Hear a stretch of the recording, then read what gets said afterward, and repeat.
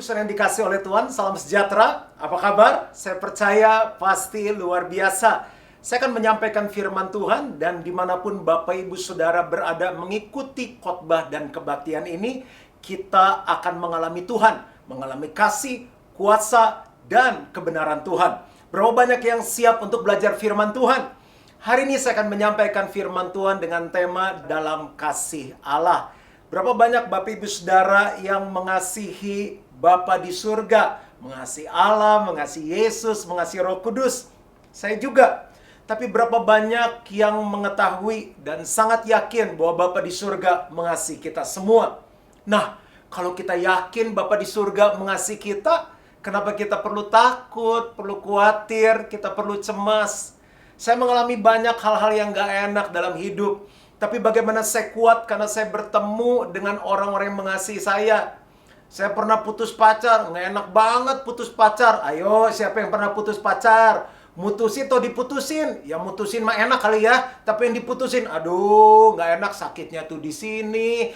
Tapi begitu ada orang yang nemenin, bisa nangis, curhat. Aduh, habis itu tetap sedih sih, tapi lebih lega. Saya pernah ngalami lagi kesulitan, bergumul 7 tahun nggak punya anak. Kenapa akhirnya bisa pulih, bisa tetap sukacita walaupun anak belum ada? Karena teman-teman yang menghibur, yang sayang luar biasa. Dikasih vitamin sampai banyak banget, diajak makan enak, katanya biar subur, proteinnya banyak. Rasa disayang, seneng lagi. Banyak deh pengalaman. Nah, yang kita perlukan di saat-saat krisis seperti ini, karena semua teman-teman kita juga lagi krisis.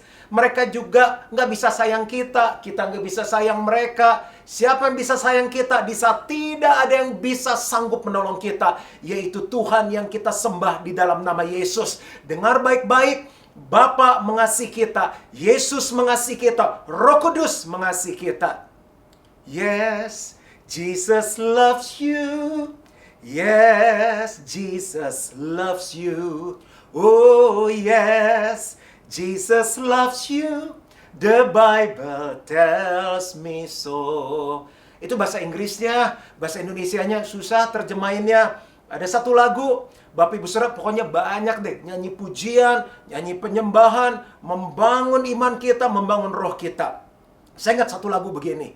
Dimanapun Bapak Ibu Saudara berada, coba tangannya dinginin dulu. Sayang, sayang, disayang. Aku disayang Tuhan. Aku diangkat jadi anaknya. Aku disayang Tuhan. Harus tinggal di rumah, ada social distancing, penjualan menurun. Nyanyi lagi. Sayang, sayang, disayang. Aku disayang Tuhan. Aku diangkat jadi anaknya. Aku disayang Tuhan. Semangat ya. Ada Yesus yang sayang saya dan saudara. Nah, bagaimana kita bisa mengalami kasih Allah di tengah krisis? Kita perlu mengenal kasih tersebut. Kita perlu mengenal kasih Allah sebagai berikut. Saya mau sampaikan 3 kebenaran. Yang pertama, kasih Allah adalah kasih yang sempurna. Saya ulangi sekali lagi. Kasih Allah adalah kasih yang sempurna. Kita bilang sama istri kita yang dulu pacar kita, I love you sayang, non-stop. Tapi saat lihat kejelekannya, kok dia gitu ya? Saat lihat kekurangannya, ya ampun, kenapa istri saya begitu? Ya ampun, kenapa suami saya begitu? Ya ampun, kenapa pemimpin saya begitu? Tapi kasih Yesus dalam hidup kita sempurna. Nggak ada kekurangan, nggak ada cacat. Luar biasa ya. Pak, contoh Pak. Oke. Lihat bagaimana Bapa Allah menciptakan dunia ini. Dia ciptakan supaya kita ciptanya bisa menikmati dengan luar biasa. Kalau Bapak Ibu nih, mulai dari makanan, semua jenis ikan yang kita bisa beli. Ikan laut, ikan air asin, ikan air tawar. Mulai dari daging babi, daging ikan, daging sapi, daging apalagi yang lain. Lem, kita bisa masak lem chop. Itu karena Bapak sayang sama kita. Kalau diciptain cuma ayam, bosan lah kita. Buah-buahan, durian aja macam-macam. Ada durian Medan, ada durian Padang, ada durian Montong, ada durian Musanking. Itu baru makanan. Sayur-sayuran. Vegetarian, pastor. Kita nih vegetarian. Sayur-sayuran, lihat salad tuh bisa macam-macam sayurnya. Dia ciptakan daratan, dia ciptakan lautan, dia ciptakan pegunungan. Yang hobi manjat gunung bisa manjat. Yang hobi nyelam bisa nyelam. Yang hobi mancing bisa mancing. Yang hobi berkebun bisa berkebun. Dia tahu ibu-ibu seneng cantik. Ada diamond, ada berlian, ada mutiara. Pastor kalau cerita nih nggak selesai-selesai. Adam sendirian dikasih wanita yang luar biasa namanya Hawa. Bayangkan bapak-bapak, kalau nggak ada wanita di dunia ini, siapa yang jadi penolong kita? Tapi Tuhan tahu, Dia sayang kita, Dia tahu pria perlu wanita. Ibu-ibu, ada bapak-bapak yang Tuhan siapkan untuk kita. Anak-anak, ada orang tua yang Tuhan siapkan bagi kita. Kasihnya sangat sempurna. Planningnya, rencananya detail. Detil sampai hal-hal yang kecil. Excellent. Supaya apa? Supaya kita bisa menikmatinya. Itu kasih yang sempurna. Kita baca ya. Ulangan 32 ayat 3 sampai 4. Ini nyanyian dari Musa. Sebab nama Tuhan akan kuserukan. Berilah hormat kepada Allah kita. Gunung batu yang pekerjaannya sempurna. Ayo, ada di sini yang ulangan, ujian dari kelas 1 SD sampai 6 SD, SMP, SMA, kuliah nilainya 100 terus. Terus nggak pernah salah. Nggak ada kan? Ada yang proyeknya sempurna terus, nggak pernah ada kekurangan. Aku tuh kalau bangun rumah rata, nggak ada, pokoknya retak dikit aja nggak ada. Nggak mungkin. Tapi pekerjaannya sempurna. Karena segala jalannya adil. Allah yang setia. Jadi sampai hari ini pun Dia sanggup menolong kita. Dia sangat mengasihi kita. Dengan tiada kecurangan, adil dan benar Dia. Saya ulangi sekali lagi, yang pekerjaannya sempurna. Di mana-mana bingung, aduh virus ini ada obatnya nggak ya? Aduh bisa selesai nggak ya? Kapan berakhirnya ya? Aduh bisa pulih nggak ya? Dengar baik-baik, kasihnya sempurna. Dia adalah dokter di atas segala dokter. Dia pasti beri hikmat untuk manusia bisa menemukan vaksinnya, obatnya, sehingga sakit penyakit yang sedang terjadi di mana-mana bisa selesai, bisa disembuhkan di dalam nama Tuhan Yesus. Yang percaya sama-sama katakan amin. Katakan sama-sama dengan saya, kasihnya sempurna. Sekali lagi, kasihnya sempurna. Jadi saat kita lagi takut, lagi cemas, lagi khawatir, ingat, kasihnya sempurna. Sayang, sayang, disayang. Aku disayang Tuhan. Aku diangkat jadi anaknya. Aku disayang Tuhan. Yang pertama, kita harus mengenal kasihnya adalah kasih yang sempurna. Yang kedua, kasih Allah adalah kasih yang menyelamatkan. Kasih yang menyelamatkan. Dengar baik-baik, jangan takut karena Tuhan mau menyelamatkan kita semua. Kita baca dulu ayatnya. Yohanes 3 ayat 16 sampai 17. Karena begitu besar kasih Allah akan dunia ini, sehingga Ia telah mengaruniakan anak yang tunggal. Siapa namanya? Yesus. Supaya setiap orang yang percaya kepadanya tidak binasa, melainkan beroleh hidup yang kekal. Sebab Allah mengutus anaknya ke dalam dunia bukan untuk menghakimi dunia, melainkan untuk menyelamatkannya oleh Dia. Nah, kalau anaknya sendiri dicurahkan, diberikan, dikaruniakan kepada kita, Alkitab bilang masakan segala sesuatu yang lain tidak dikaruniakannya kepada kita, termasuk kesembuhan, termasuk pemulihan.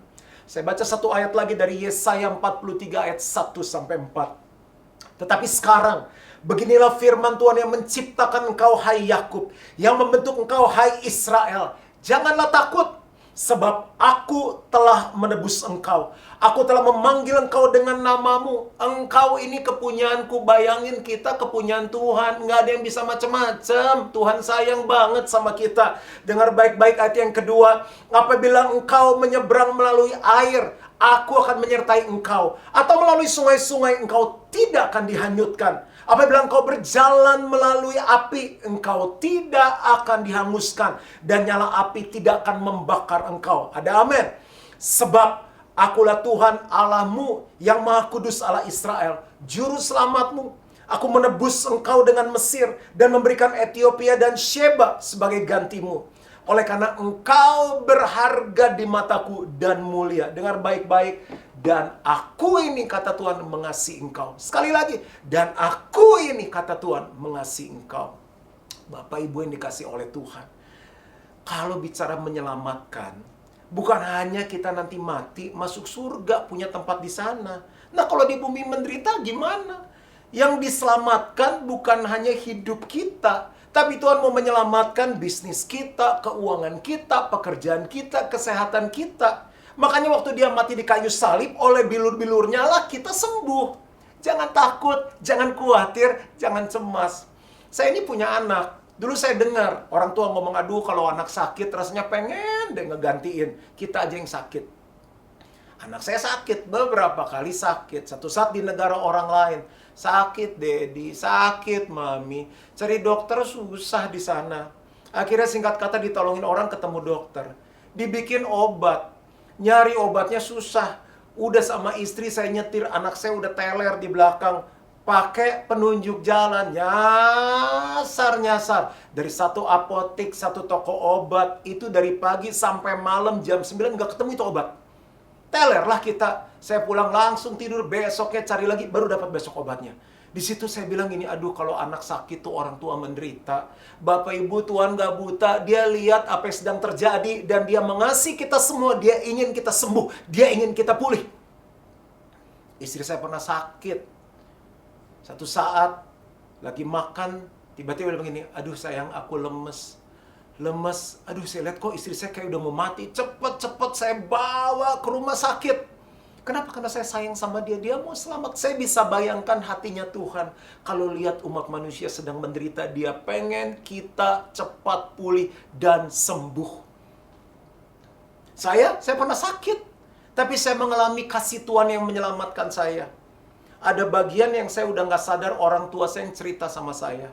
Papa mama saya bilang, gak tahan lihat kamu. Dari gemuk sampai kurus. HB normalnya pria itu 12, HB darah saya tinggal 4.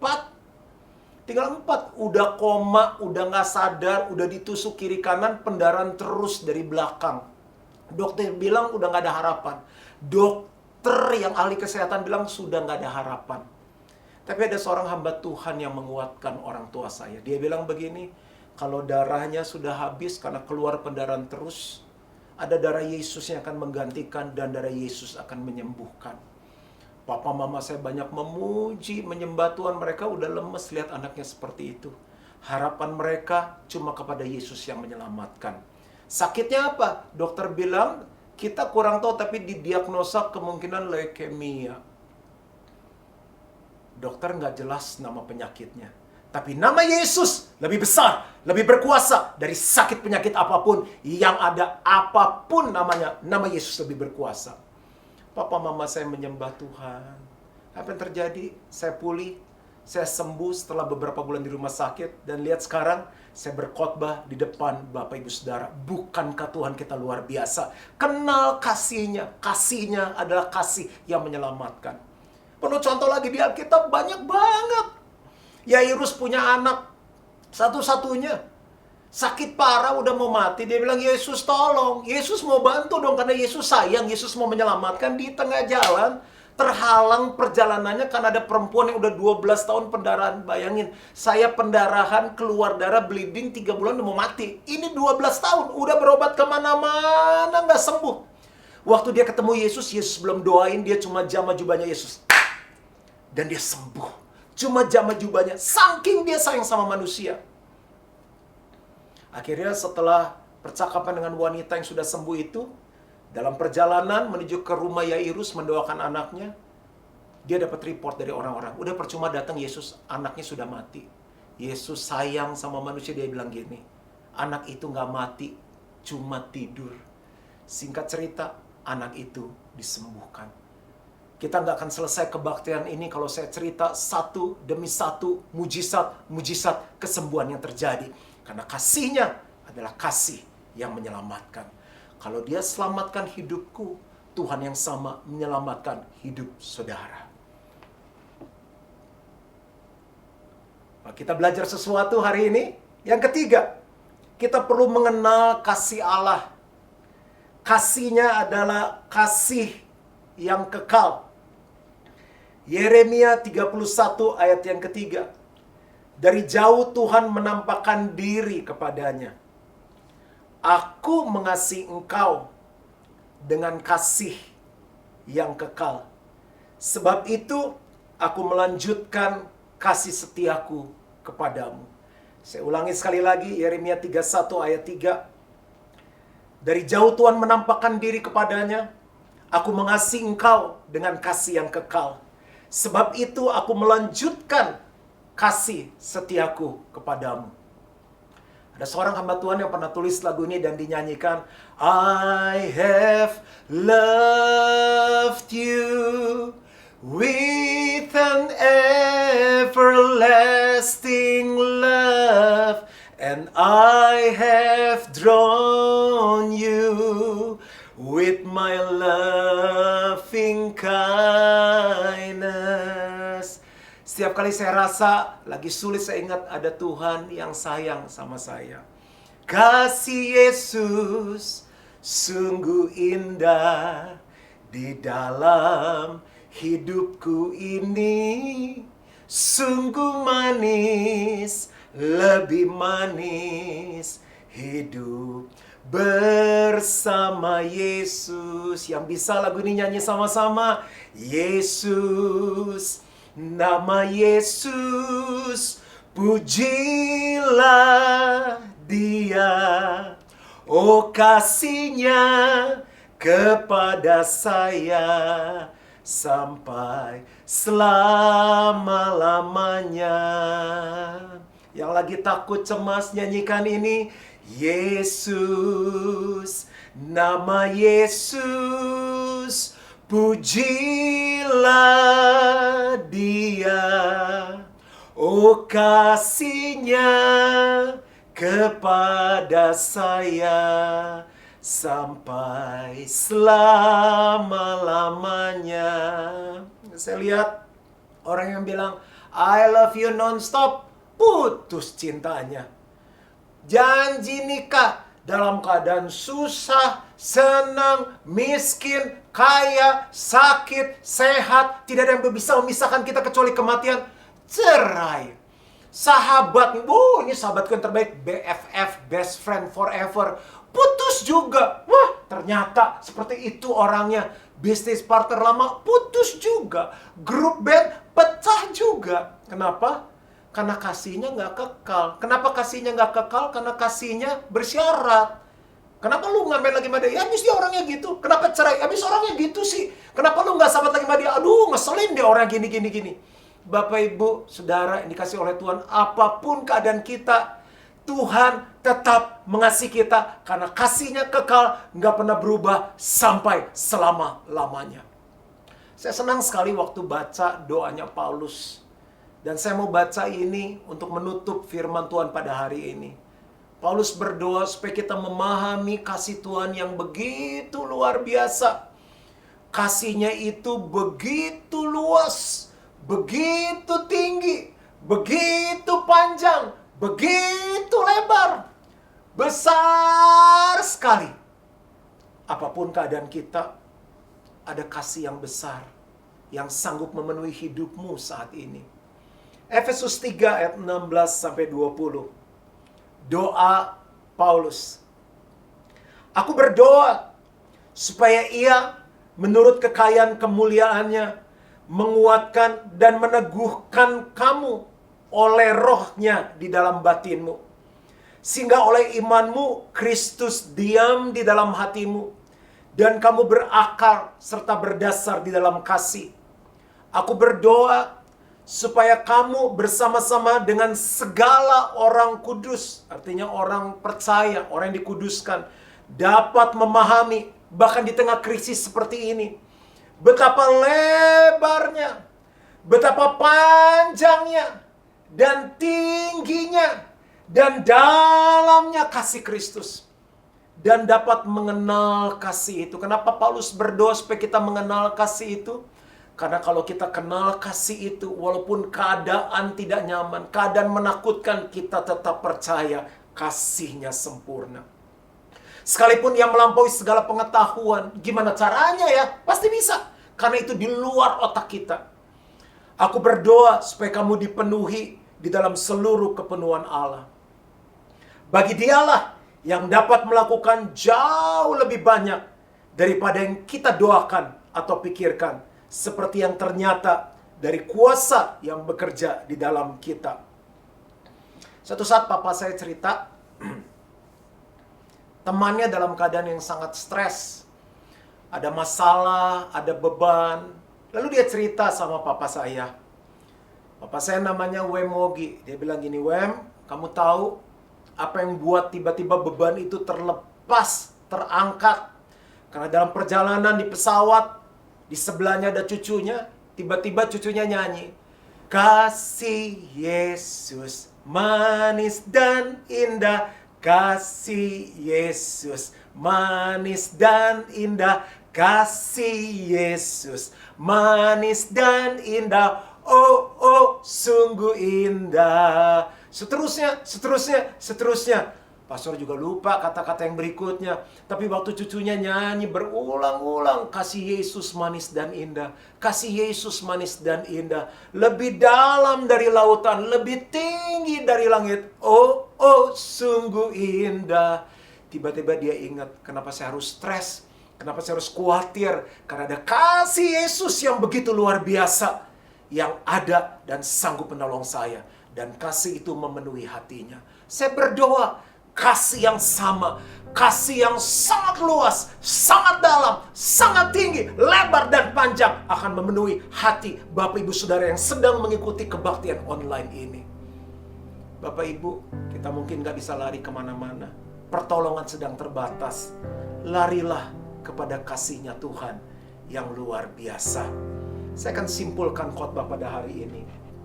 Bagaimana kita bisa mengalami kasih Tuhan di tengah krisis? Kita perlu mengenal kasih Allah sebagai berikut. Yang pertama, kasih Allah adalah kasih yang sempurna. Semua yang terjadi sekarang ini ada di dalam pengetahuan dari Bapa di surga. Dia pegang kendali.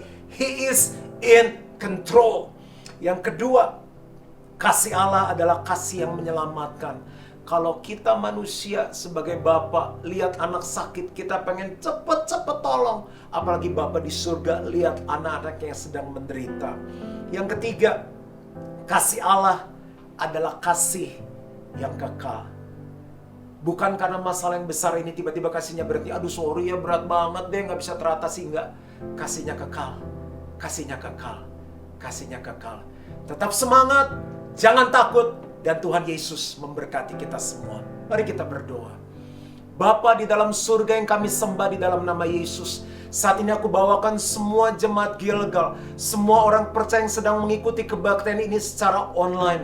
Tuhan, apapun yang mereka sedang alami, tekanan, kesulitan, kekhawatiran, kecemasan, keraguan, aku berdoa kasih Allah memenuhi hati dan pikiran mereka, sehingga kasih ini akan menyembuhkan, mengangkat, menghibur mereka. Dimanapun mereka berada saat ini, Tuhan, aku berdoa Bapa, Engkau yang memeluk mereka dengan kasih-Mu. Sehingga mereka bisa mengenal kasih Tuhan yang begitu luas, begitu dalam, begitu tinggi, begitu panjang, dan begitu lebar. Yang melampaui segala akal pengetahuan. Mengalir saat ini Roh Kudus. Penuhi hati mereka. Penuhi pikiran mereka. Penuhi hidup mereka Tuhan. Aku lepaskan kasih dari surga mengalir saat ini. Terima kasih itu. Aku minta ini di dalam nama Tuhan Yesus. Dan semua yang percaya sama-sama katakan, Amin. Tuhan memberkati.